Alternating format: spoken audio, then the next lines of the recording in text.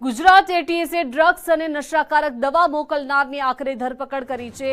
Air cargo મારફતે નશાકારક દવાઓ મોકલવામાં આવતી હતી। થાઈલેન્ડ, મલેશિયા જેવા દેશમાં આ નશાકારક દવાઓ મોકલાતી।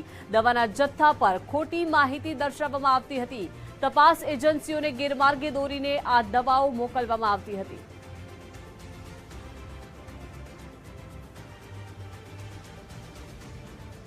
વધુ માહિતી સાથે સંવાદદાતા અર્પિત જોડાઈ ગયા છે। અર્પિત, ગુજરાત એટીએસે ડ્રગ્સ અને નશાકારક દવા મોકલનારની આખરે ધરપકડ કરી છે, શું વિગતો?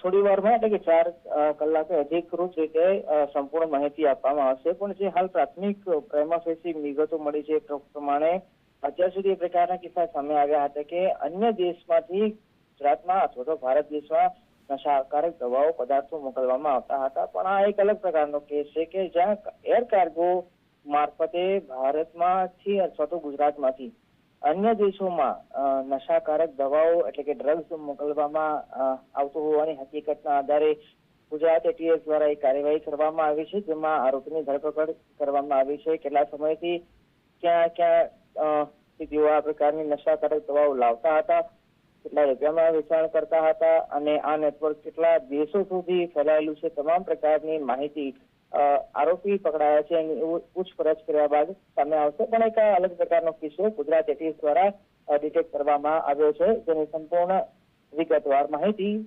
એટીએસના સત્તાધીશો અધિકારીઓ પ્રેસ કોન્ફરન્સ મારફતે 4 કલાકે આપશે। જી અર્પિત, આભાર વિગત સાથે જોડાયા તે બદલ।